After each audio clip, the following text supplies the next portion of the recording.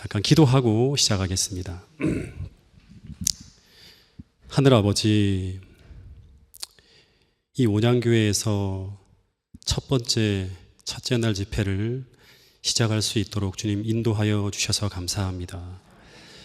부족한 소자의 모든 연약함들을 다 감추어 주시옵고, 이 시간 진리 되신 주님께서 온전히 저의 입술을 통해서 증거하여 주시옵고, 이 자리에 참석한 모든 분들이 이 성전을 나설 때 하나님의 뜻과 주의 존재하심과 살아계심과 주님의 사랑을 모두가 깨닫고 돌아갈 수 있도록 인도하여 주시옵소서. 성령 충만함으로 이 시간 우리 모두를 감화 감동시켜 주시옵기를 예수님 이름으로 기도드렸습니다. 아멘.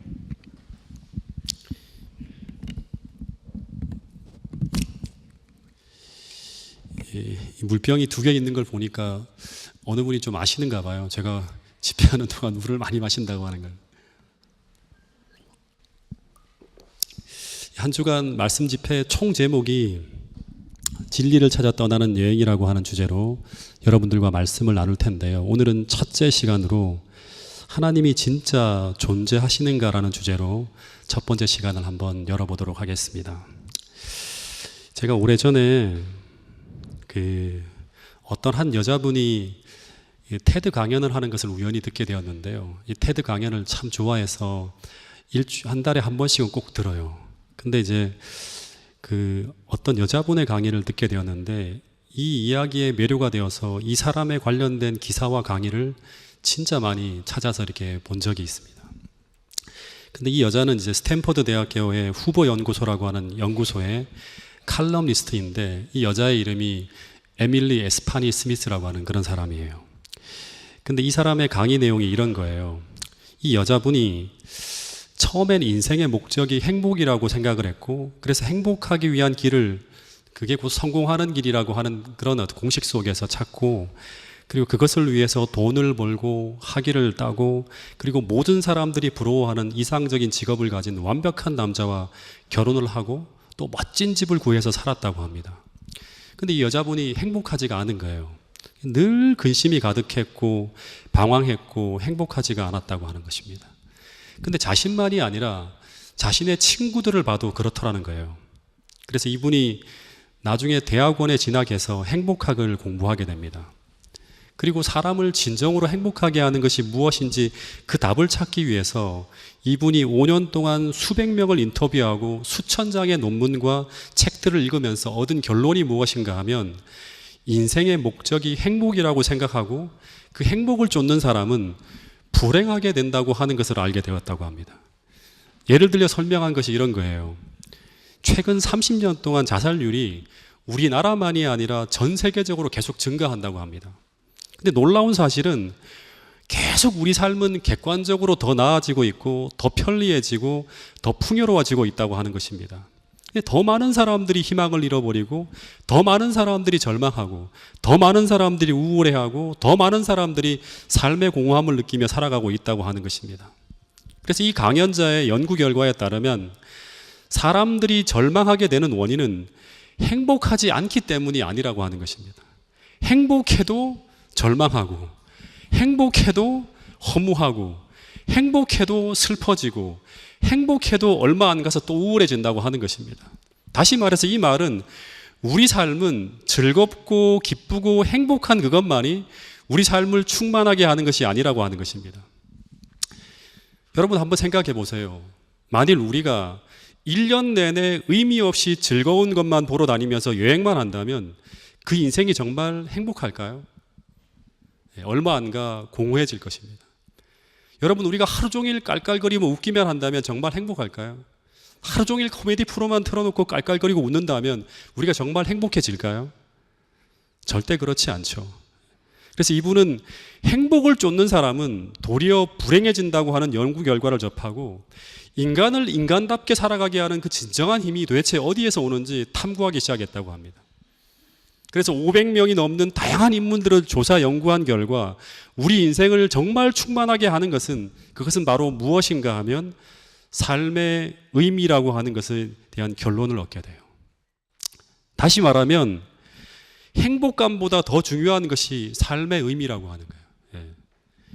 이 삶의 의미라고 하는 것이 무엇인가 하면 내가 이 땅에 존재하는 그 존재의 목적과 이유를 발견하는 거예요. 즉 내가 무엇을 목적으로 살아야 되는지에 대한 것을 아는 것이라고 하는 것입니다. 근데 지금 현대를 살아가는 수많은 사람들이 이 인생의 의미를 잃어버리고 방황하고 있다고 하는 것입니다. 그래서 무엇을 해도 공허하고 무엇을 해도 의미가 없는 그런 고통 속에 살아가는 사람들이 너무나 많다고 하는 것입니다. 그래서 수많은 학자들과 철학자들이 이 우리가 잃어버린 인생의 의미를 찾기 위해 애쓰고 있다고 하는 거예요. 그런데 어디서 우리가 잃어버린 그 인생의 참된 의미를 찾을 수 있을까? 계속 사람들이 방황하며 찾고 있는데, 근데 그것은 바로 결론부터 얘기하면 우리가 잃어버린 그 창조주 하나님을 다시 찾을 때, 그리고 그분에게 물어볼 때, 그때 나를 지으신 그분만이 나에게 가르쳐 줄 수 있는 것이 바로 우리 인생의 참된 의미라고 하는 거예요. 성경에 보면 인류 역사상 가장 현명한 사람이라고 하는 이 솔로몬이 젊은 날 동안 하나님을 잊고 살다가 그 노년에 인생의 허무함을 느끼면서 다시금 하나님께로 돌아가게 됩니다. 그러면서 그가 전도서라고 하는 책을 썼는데 그 전도서의 결론이 이것이었어요. 그것은 이 땅에 살아가는 모든 사람들에게 나의 전철을 밟지 말라고 하면서 이런 말을 했다고 합니다. 이 말씀을 같이 한번 읽어보겠습니다. 전도서 12장 1절부터 2절 말씀이에요. 시작.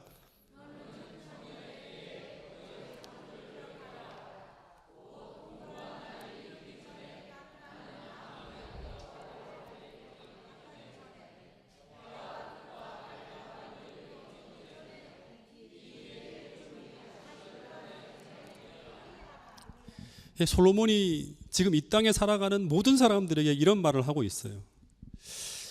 나를 이 땅에 나게 하시고 나를 향한 목적을 가지고 계신 그 창조주 하나님이 계시다고 하는 것, 그것을 먼저 기억하라고.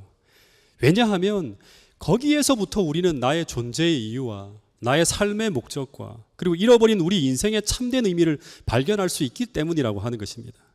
이것을 찾지 못하면, 이것을 잃어버리면 우리는 무엇을 해도 허무하고 무엇을 해도 공허하고 무엇을 해도 의미가 없는 거예요. 왜냐 그러면 죽으면 다 끝나기 때문에 그렇습니다. 그래서 오늘 우리 모두가 이 시간 첫 번째로 하나 찾아야 될 게 뭔가 하면 나를 이 땅에 나게 하신 창조주 하나님이 정말 계시다고 하는 사실을 꼭 발견하고 그분께로 참되게 돌아가는 첫 번째 단계를 우리 모두가 함께 밟고 걸어 들어갈 수 있게 되기를 간절히 바라겠습니다. 히브리서 12장 6절에 보면 이런 말씀이 있어요. 오늘 우리가 하나님 앞으로 나아가는 가운데 우리가 올라서야 될 그 신앙의 첫 번째 계단이 무엇인가 하면 바로 이것이라고 합니다. 여기 보면 믿음이 없이는 기쁘시게 못하나니 하나님께 나가는 자는 반드시예요. 하나님께 나가는 자는 반드시 그가 계신 것과 또한 그가 자기를 찾는 자들에게 상 주시는 이심을 믿어야 할지니라는 말씀을 해요. 우리가 하나님께로 나가기 위해, 다시 말해서 그분을 만나고 경험하기 위해서 우리가 반드시 올라서야 될 신앙의 첫 번째 계단은 그분이 계시다고 하는 것, 그리고 그분이 살아계셔서 당신을 찾는 자들에게 상 주신다고 하는 것. 그냥 허상이나 우상이 아니라 그분께서 살아계셔서 당신을 찾는 자들에게 응답하신다고 하는 이 믿음을 가지고 반드시 살아야 되고 나가야 된다고 하는 것입니다.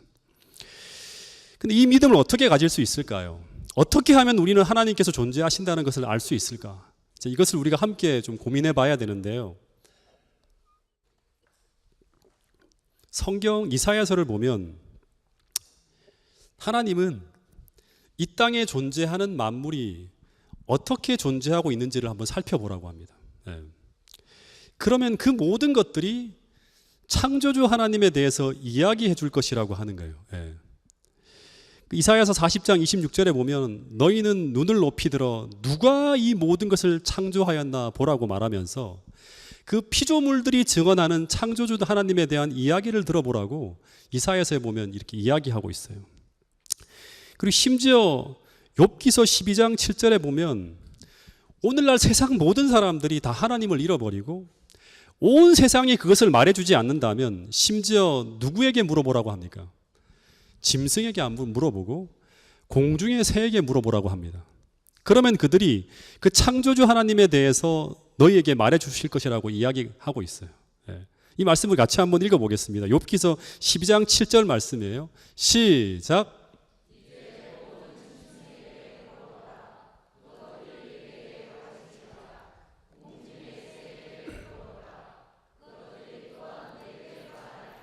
예. 그래서 오늘 저는 먼저 이 욥기서 12장 7절의 이 말씀을 제가 탁 보면서 그 공중의 새들이 들려주는 창조주 하나님에 대해서 증언하는 그 이야기를 한번 들어보기 위해서 여러 이제 그 책들을 좀 찾아봤는데, 오늘 이 욥기서 12장 7절에서 말하는 이 공중의 새가 창조주 하나님에 대해서 증언하는 이야기를 먼저 여러분들에게 한번 좀 들려드릴까 합니다. 이게 뭔가 하면 그냥 봐서는 잘 안 보이죠, 그죠? 예. 이게 바로 뭔가 하면 한 500만 마리나 되는 철새라고 합니다. 근데 이 500만 마리의 철새가 막 무질서하게 이동하는 것처럼 보이지만 이 이동하는 모습이 너무나 신비로울 만큼 체계적인 질서를 가지고 있다고 합니다. 근데 이 철새들이 계절을 따라서 남쪽과 북쪽을 계속 왔다 갔다 하는데, 가을에는 추위를 피해서 남쪽으로 이동하고요, 봄에는 번식을 위해서 다시 북쪽으로 막 올라간다고 합니다. 근데 이 새들 중에서 특별히 우리가 한 새를 좀 주목해야 되는데, 이 새가 뒷부리 도요새라고 하는 새예요. 근데 이 새가 이 땅에 존재하는 새들 중에서 가장 먼 거리를 이동하는 철새라고 합니다. 근데 이 새가 얼마나 먼 거리를 이동하는가 하면, 이 철새의 생태와 이동 경로를 계속 연구하는 아주 유명한 대학 중에서 뉴질랜드에 가면 이 메시 대학이라고 하는 대학이 있다고 합니다. 근데 이 대학에서 이 뒷부리 도요새의 이동 경로를 이제 철새들의 이동 경로를 추적하기 위해서 다리에다 보면 이렇게 넘버링을 해서요, 태그를 달아가지고 오랫동안 추적을 한다고 합니다. 근데 이 뒷부리 도요새의 어떤 그런 생태 경로를 쭉 이제 몇 년 동안 추적해서 연구한 결론이 뭔가 하면, 이 새는 겨울을 나기 위해서요, 그 알래스카에서 한 9월쯤 출발해서 뉴질랜드까지 간다고 합니다. 근데 얼마나 이제 이 알래스카에서 뉴질랜드까지 가는 시간이 얼마나 걸리는가 하면 한 9일 동안 아무것도 먹지 않고요, 논스톱으로 12,200km를 쉬지 않고 비행을 한다고 합니다. 약 한 시속 60km의 속도로 224시간 동안 쉬지 않고 이 새가 비행을 하는데, 그 이유는 뭔가 하면 이 뒷부리 도요새는 대양에 이렇게 앉으면요, 착륙을 하면 수영을 못 한대요. 바로 즉사한다고 합니다. 그러니까 쉬지 않고 그 먼 거리를 이동해서 이제 비행을 하는 거예요. 근데 이 과정을 통해서 이 새의 몸무게가 출발 전에는 한 400g 정도 된대요. 근데 이 비행을 마치면 몸무게가 200g으로 줄어든다고 합니다. 그러니까 절반 이상이 다 소진되어지는 거예요. 다시 말해서 목숨을 건 비행을 하는 거예요. 그래서 이 뉴질랜드에 도착해서 이 이제 새들이 이제 그 겨울을 난 후에 다시 봄에 뉴질랜드를 떠나서 어디로 가는가 하면 대한민국의 황해 갯벌까지 가요. 그리고 서해 갯벌에서 배를 채운 후에 다시 어디로 가는가 하면 그 알래스카까지, 목적지까지 날아간다고 합니다. 그래서 보통 이 새는 1년에 3만 킬로, 평생 한 33만 킬로를 여행하면서 사는 그런 이제 새라고 합니다. 근데 이 엄청난 거리를 매년 한 해도 거르지 않고 생존을 위해서 여행을 하는 거예요. 근데 이 철새를 연구하는 사람들에게 아직까지도 풀리지 않는 의문이 하나 있는데, 그게 바로 뭔가 하면 이 새들이 매년 기가 막힐 정도로 정확하게 정형화된 경로를 따라서 같은 장소를 정확하게 찾아가는 거예요. 새들이 나침판이 있거나 지도가 있는 것도 아닌데, 근데 어떻게 이토록 정확하게 그 장소를 찾아가는지, 그 이유를 찾아내기 위해서 수많은 학자들이, 조류학자들이 여러 가지 연구 결과를 계속 발표해내는 거예요. 근데 가설들이 나와요. 그러니까 증명되어진 게 아니라 가설들이. 첫째 가설은 철새가 태양각의 각도를 정확하게 계산해서 이동한다는 설이 있고요. 둘째 가설은 별자리들을 다 외워서 이동한다고 하는 설이 있고, 세 번째 가설은 뭐냐 그러면 이 철새들이 지구자기장을 느끼면서 방향을 딱 탐지하면서 간다고 하는 학설도 있고, 또 어떤 그 연구 결과를 보면 철새가 저음파를 듣는다고 하는 거예요. 다시 말해서 우리 귀에 들리지 않는 20Hz 미만의 음파를 다 들어서 이동을 한다고 하는 거예요. 저도 몰랐는데요, 제주도에서 파도가 바다 위에 부딪히는 소리하고 부산에서 부딪히는 소리가 다르다고 합니다. 근데 이 철새가 그 음파를 이동하면서 다 기억하였다가 그것을 들으면서 이동한다고 하는 그런 학설이 있는 거예요. 근데 말이 안 되죠. 왜냐 그러면 철새들이 그렇게 머리가 똑똑한 그런 존재가 아니에요. 그런데 이런 희한한 가설들이 세워지는 이유가 뭔가 하면 철새들이 상상을 초월할 만큼 너무나 정확하게 다른 길로도 가지 않고 오직 정형화된 똑같은 길로만 그 먼 거리를 이동해서 정확한 목적지를 찾아간다고 하는 거예요. 여러분, 새들의 지능을 분석해 보면 절대 그렇게 정확한 경로를 기억하고 판단해서 갈 수 있는 지능이 안 돼요. 최고 똑똑한 새의 IQ를 분석했을 때 한 50이 되고요. 대부분 20에서 50 정도의 IQ를 가지고 있다고 합니다. 그런데 100번을 양보해서 새들이 지형을 전부 정확하게 외우고 판단해서 간다고 하더라도 새들이 처음 서식지를 선택할 때 어떻게 그 수만 킬로 떨어진 지구 반대편에 먹을 것이 있다고 하는 것을 알게 되었을까? 여기에 대해서는 찾을 수가 없는 거예요. 그리고 어떻게 그 수백만 마리의 철새들이 9일 동안 굶으면서까지 목숨을 걸고 그곳까지 가려고 하는 그 의지는 어떻게 갖게 되었을까 하는 거예요. 죽음을 무릅쓰고 가는 거예요. 어떻게 IQ 50도 안 되는 존재가 지구 반대편에서 겨울을 난 후에 몇 개월 뒤에 지구 반대편에 가면 먹을 것이 있다고 하는 것을 어떻게 6개월 동안 잃어버리지 않고 기억하고 매년 그곳을 잊지 않고 가게 되는 것일까? 이해할 수 없는 거예요. 오래전에 이 철새들에 대한 철새들에 대한 어떤 그런 연구를 쭉 하는 다큐멘터리를 다 찾아보다가 이 다큐를 제작해서 보도한 다큐멘터리가 하나 있었는데요. 그 PD가 제작 후기를 올려놓은 것을 제가 읽어보았는데요. 참 제 마음속에 너무나 깊은 감동이 되었어요.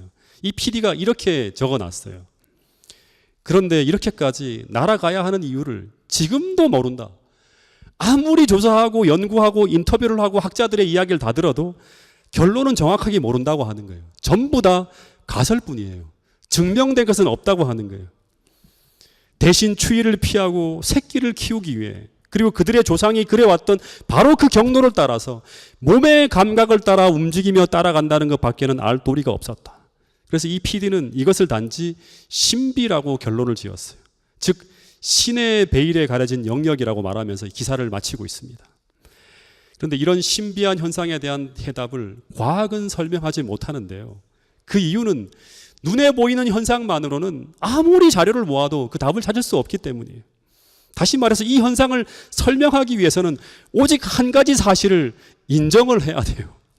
그것은 바로 세상을 창조한 창조주 하나님이 이 새들을 창조하셨고, 그래서 그 새들의 생존을 위해서 이 모든 것을 계획하셨고, 그리고 지금도 그들을 돌보고 계신다고 하는 것을 인정하지 않으면 그 답은 찾을 수가 없는 거예요.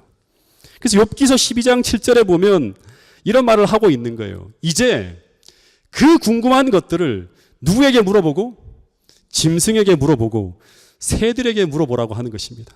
그러면 그것들이 그들이 생존하며 살아가는 그 모든 이유들을 통해서 바로 창조주 하나님이 존재하셔서 지금도 그들을 돌보고 계신다고 하는 그 사실을 살아가는 생태의 모습을 통해서 내게 말해주고 가르쳐 줄 것이라고 이야기하고 있는 것입니다. 여러분, 예수님도 똑같은 말씀을 하셨죠. 마태복음 6장 26절에 보면 이런 말씀을 하셨어요. 이 말씀을 같이 한번 읽어보겠습니다. 시작.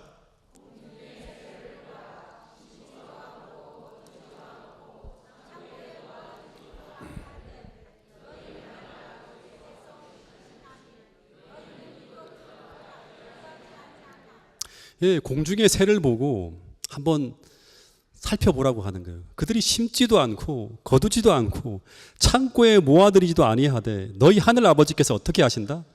기르시고 돌보신다고 하는 거예요. 다시 말해서 예수님은 이 새들이 겨울이 찾아오면 땅에 먹을 것이 없어지게 되는데 그때도 그 철새들이 살 수 있는 이유는 뭐다?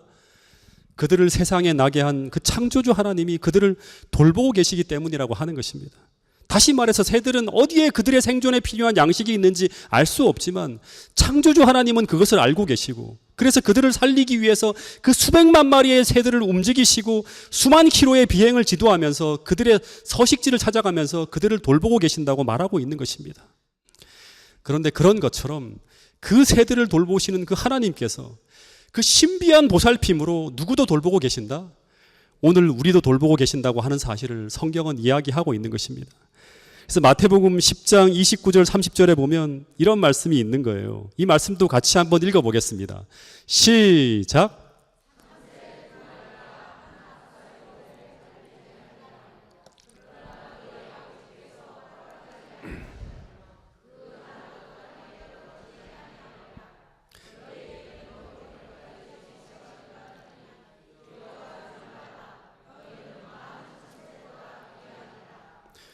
참새 2마리가 한 아사리온에 팔리지 않느냐. 그렇게 미천한 생물도 하나님께서 어떻게 하신다? 돌보신다고 하는 거예요. 하나님께서 허락지 아니하면 그 한 마리도 땅에 떨어지지 않는다고 하는 거예요. 여러분, 세상을 창조한 하나님이 계시다고 하는 것, 이것만은 복음이 아니에요. 왜냐하면 그 창조주 하나님이 만약 선한 하나님이 아니라 악한 존재라고 하면 그것은 우리에게 복음이 아니라 저주입니다. 근데 성경은 말하기를 세상을 창조한 그 하나님이 사랑의 하나님인데 얼마만한 사랑을 가진 하나님인가 하면 오늘 본문의 말씀을 통해서 본다 그러면 당신이 창조한 그 새 한 마리의 죽음까지 깊은 관심을 가지고 마음 아파하시는 섬세한 사랑을 가진 그런 하나님이 바로 세상을 창조한 창조주 하나님이라고 하는 것입니다. 여러분, 그래서 세상에 존재하는 모든 것들은 그분의 깊은 사랑의 계획 속에서 세상에 존재하게 되었다고 성경은 이야기하고 있습니다. 여러분, 저 하늘에 떠 있는 저 해와 달이 존재하는 것도, 8개의 행성이 존재하는 것도, 바다가 저곳에 존재하는 것도, 우리가 이 땅에 태어난 것도 다 우연히 생겨난 것이 아니라 전부 사랑의 하나님의 섭리하에 존재하게 되었다고 성경은 분명히 이야기하고 있습니다. 즉, 이 땅에 존재하는 모든 만물은 다 창조주 하나님의 계획 속에 존재하게 되었다고 하는 거예요. 즉, 창조의 목적이 있다고 하는 것입니다. 그리고 하나님은 그 창조의 목적과 뜻을 이루기 위해서 오늘도 그 모든 것들을 어떻게 돌보고 계신다? 사랑으로 돌보고 계신다고 하는 것입니다. 그 사실을 히브리서 11장 3절에서는 이렇게 말하고 있습니다. 자, 이 말씀도 같이 한번 읽어보겠습니다. 히브리 11장 3절 말씀입니다. 시작.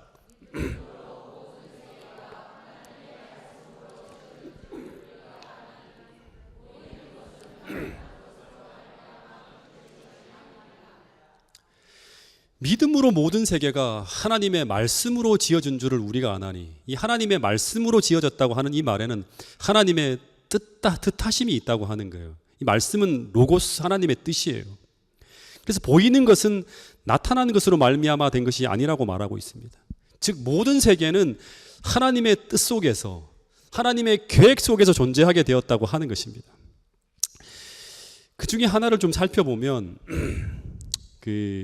이게 태양인데요. 그러니까 우리가 눈으로 보는 것 중에서 가장 위대한 창조물 중에 하나가 이 태양인데요. 이 태양과 지구 사이의 거리가 이렇게 보면 되게 작게 보이는데 얼마냐 그러면 1억 5천만 킬로미터라고 해요. 근데 이 거리가 감이 잘 안 와요. 태양이 워낙에 크기 때문에. 근데 조금 한번 구체적으로 생각해 보면 이게 자동차인데요.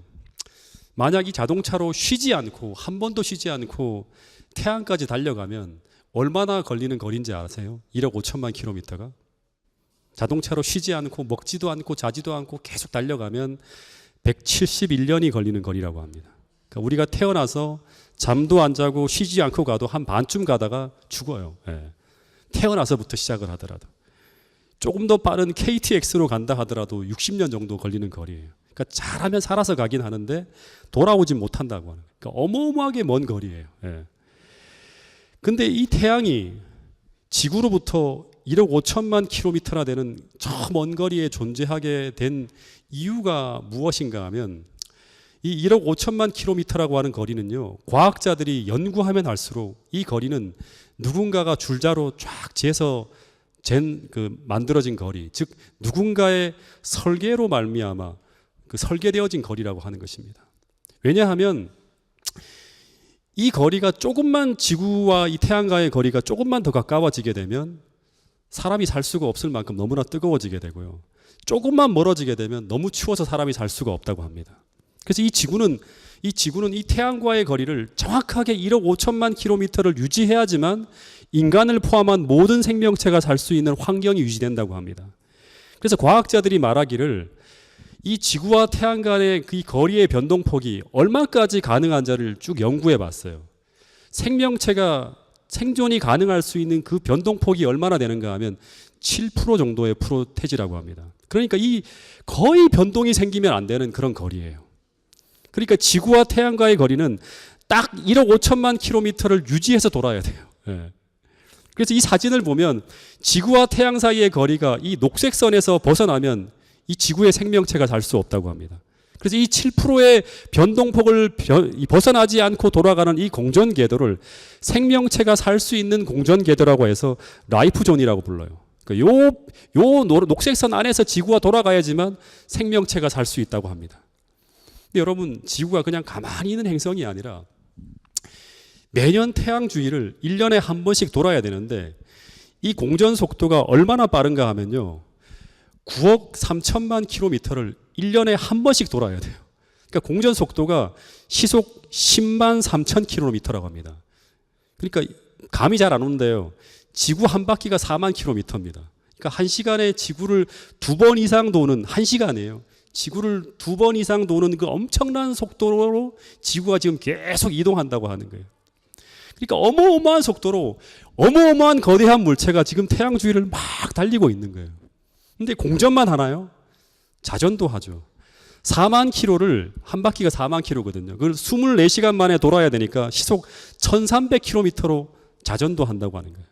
근데 그런 엄청난 속도를 내면서 움직이고 있는 이 지구가 이 7%의 변동폭을 벗어나지 않고 너무나 정밀하게 돌아가고 있다고 하는 것입니다. 과학자들은 이 사실을 발견하고요, 너무나 놀라고 있다고 합니다. 그래서 과학자들은 이 지구가 엄청난 속도로 달리는 우주선에 비유되고 있는 그런 어떤 하나의 비행 물체라고 해요. 그런데 이런 엄청난 속도로 달리고 있는 이 지구호가 안전하게 운행되기 위해서 이 과학자들이 이렇게 설명한 걸 들어보면 한 20만 가지의 정확한 조건이 맞아야지만 안전하게 운행될 수 있는 그런 어떤 그 곳이 바로 뭔가 하면 이 지구라고 하는 별이라고 합니다. 다시 말해서 지구는 지금 그냥 도는 것이 아니라 누군가에 의해서 아주 정밀한 메커니즘 속에서, 아주 계획되어진 아주 정밀한 어떤 그런 이 메커니즘 속에서 돌아가고 있는 우주선과 같은 존재가 바로 이 지구라고 하는 물체라고 하는 거예요. 공기가 쏠리거나 하면 안 돼요. 다시 말하면 산소와 질소가 정확하게 지구 전체에 골고루 퍼져 있어야 되고, 온도의 변동폭도 아주 적어야 되고, 달의 위치도 정확하게 그 위치를 따라 돌아야 되고, 9개의 행성도 아주 위치를 딱 적정 위치에서 돌아가야지만 지구가 이 7%대의 변동폭을 유지하면서 땡기고 밀고 하면서 그 궤도를 유지해 돌아갈 수 있다고 하는 것입니다. 20만 가지의 조건 중에서 단 하나의 문제가 발생해도 생명체의 안전이 위험해질 수 있는 그런 곳이 바로 지금 우리가 살아가고 있는 이 지구라고 하는 환경이라고 하는 것입니다. 그래서 과학자들은 이런 거대한 물체가 이런 엄청난 속도로 달리는데도 불구하고 이런 정밀한 메커니즘이 깨어지지 않고 수천 년간 계속 유지되어지고 있다고 하는 것은, 이것은 바로 기적의 메커니즘이라고 그렇게 이야기하고 있습니다. 이게 2014년에 대한민국에서 우주로 쏘아 올린 무인 인공위성 나로호라고 하는 우주선입니다.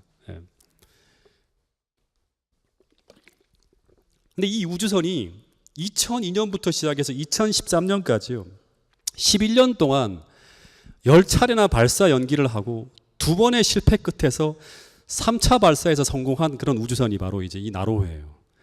근데 2009년 그 8월 25일에 1차 실패 때는요, 이륙하자마자 216초 만에 위성보호덮개라고 하는 이제 페어링이라고 하는데, 이 페어링 하나가 제대로 분리되지 않아서 위성을 제궤도에 올려놓지 못하고 이제 결국에는 실패합니다.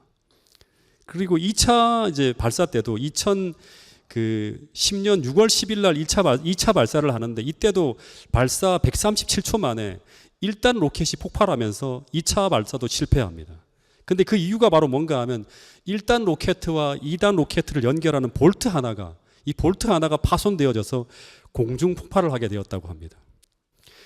그리고 최근에 이제 발사된 거죠. 누리호라고 하는 이 누리호도 1차 발사 때는 수많은 과학자들이 정말 검토하고 또 검토한 후에 쏘아 올렸는데, 그런데 궤도 진입에 실패하고 호주 해상에 추락하게 됩니다. 근데 그 이유를 또 이야기하는데 3단부 엔진 연소가 조기에 끝나서 실패했다고 합니다. 그래서 우주선이 하늘로 날아가서 안정적인 궤도에 오르기까지 수십만 가지의 부품 중에서 단 한 가지의 문제가 나타나도 혹은 수많은 제어 장치 중에 단 하나라도 오작동이 되어지면 우주선이 폭발하고 궤도를 벗어나게 되면서 영원히 돌아오지 못하는 곳으로 가기도 하고 추락하기도 하는 거예요. 근데 이 우주선 하나를 발사하기 위해서 얼마나 많은 인력이 투입되는가 하면요. 제가 이렇게 이제 기사를 보니까 우리나라 최고의 과학자들이 한두 명이 아니에요. 수백 명이 머리를 맞대고 수백 대의 컴퓨터와 수많은 기술자들이 그 부품을 검토하고 또 검토한 후에 단 하나의 오차도 없는 상태에 딱 돌입했을 때 로켓이 발사되어진다고 합니다. 그리고 발사된 후에도 비행 궤적 우주선의 동작 상태 수많은 신호들을 다 정밀하게 확인해서 단 한 치의 오차도 없이 정확한 시간에 작동하도록 해야지만 성공적인 궤도 진입이 가능하다고 합니다. 그런데 또다시 이야기하지만 이 지구호는 어떤 우주선이다? 시속 수십만 킬로미터의 속도로 달리고 있는 우주선이에요. 근데 만약 우리가 타고 있는 이 우주선이, 이 지구호가 그런 정밀한 메커니즘을 관리하고 통제하는 선장도 없고 관리자도 없는 상태에서 그냥 우연히 돌아가도록 방치되어진 그런 우주선을 우리가 지금 타고 있다고 하면 우리는 지금 얼마나 불안하고 불안한 상태에 있는지 우리 한번 생각해 봐야 됩니다. 만약에 달의 궤도에 이상이 생긴다든가 혹은 9개 행성 중에 단 하나라도 제 궤도를 이탈하면 이 지구호의 공전 궤도에 문제가 생기는 거예요. 그러면 얼마나 무시무시한 일이 벌어지는지 몰라요. 여러분, 그런데 이 지구호는 지금까지 6,000년 동안 운행되고 있는데요. 단 한 차례의 운행 사고도 일어나지 않았다고 합니다. 근데 그 이유는 무엇 때문인가 하면 우리 하나님께서 이 수십만 가지 이상의 모든 부분을 하나님의 무한한 지혜로 완벽하게 통제하시면서 단 하나의 오차도 없이 지금 6,000년간 이 지구를 돌보고 계시기 때문이라고 성경은 분명히 이야기하고 있는 것입니다. 여러분, 그 수백만 마리의 철새들이 매해 그 기적의 신비한 비행을 하면서 생존하는 것도, 오늘 우리가 이렇게 매일 매순간 이렇게 엄청난 지구의 움직임 속에서도 우리가 아무런 염려 없이 평안하게 생존할 수 있는 이유도 하나님의 기적적인 돌보심이 매 순간 우리에게 미치고 있기 때문이라고 성경 기자는 분명히 이야기하고 있는 것입니다. 여러분, 그래서 바울은 사도행전 17장 28절에서 이런 말씀을 하고 있어요. 자, 이 말씀을 같이 한번 읽어보겠습니다. 사도행전 17장 28절의 말씀입니다. 시작.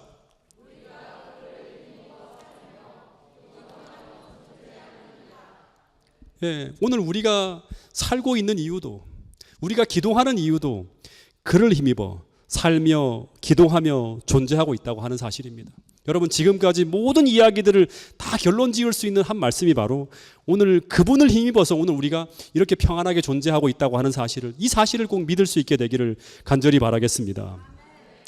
이사야서 45장 18절에는 조금 더 구체적으로 하나님께서 이렇게 세상을 지었다고 말씀하고 있어요. 한번 읽어보겠습니다. 이사야 45장 18절 말씀입니다. 시작.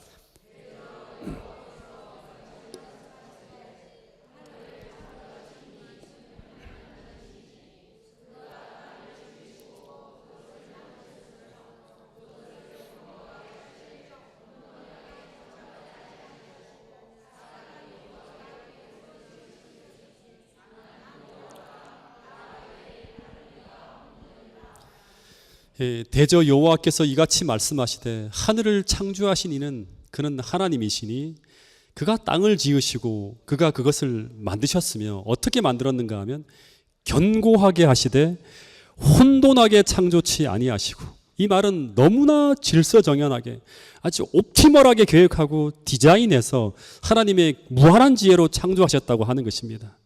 근데 무엇을 위해 그렇게 하셨는가 하면 바로 사람이 거주할 수 있도록, 다시 말해서 하나님이 사랑하는 그 사람이 안전하게 살 수 있도록 그 모든 것을 계획하여 지으셨다고 분명히 말씀하고 있는 것입니다. 그런데 그것을 할 수 있는 존재는 오직 한 분밖에 안 계신다고 하는 거예요. 오직 창조주 하나님이신 여호와밖에는 다른 이가 없다고 선포하고 있습니다. 나는 여호와라, 나 외에 다른 이가 없느니라. 여러분, 이 사실을 꼭 믿게 되기를 간절히 바라겠습니다. 그래서 다윗이라고 하는 사람은 매일 천년계 속에 벌어지는 일들을 통해서 이 모든 사실을 느끼면서 시편 14편 1절에서는 이런 말을 하고 있어요. 오직 어리석은 자만이, 이런 모든 사실을 보고 난 다음에도 오직 어리석은 자만이 하나님이 없다고 말할 수 있다고 하는 것입니다. 여러분, 오늘 이 시간 그분이 만드신 만물이 증언하는 그분의 지혜와 능력을 우리 모두가 인정할 수 있게 되기를 간절히 바라겠습니다. 마지막으로 알렉산더 로이드라고 하는 사람이 쓴 책 힐링 코드에 보면 이런 글이 있어요. 기적은 자연에 반해서 일어나는 것이 아니라 우리가 아는 자연에 반해 일어난다고 합니다. 이 말을 풀어보면 우리가 자연에 대해 잘못 알고 있다고 하는 것입니다.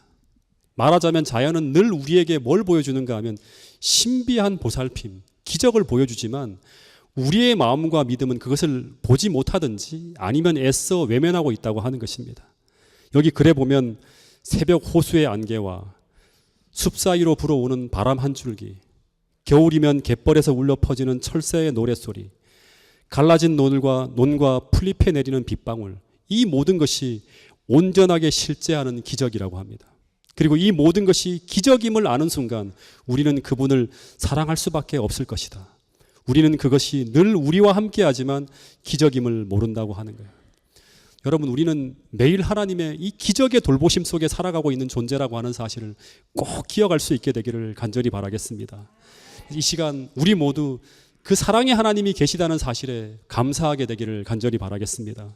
그리고 그 좋은 하나님을 여러분의 개인의 구조로 영접해서 평생 그분을 모시고 여러분이 이 땅에 살아가는 삶의 이유와 목적을 발견하고 그 하나님의 보살핌 속에 매일 매순간 살아가는 그 기적의 축복을 누리며 살아가는 오늘 여러분과 저가 될 수 있기를 간절히 바라면서 오늘 첫날의 이 말씀의 순서를 줄이도록 하겠습니다. 기도하겠습니다. 하늘아버지, 진리를 찾아 떠나는 이 첫 번째 날 여행을 주님 잘 마칠 수 있도록 인도해 주셔서 감사합니다.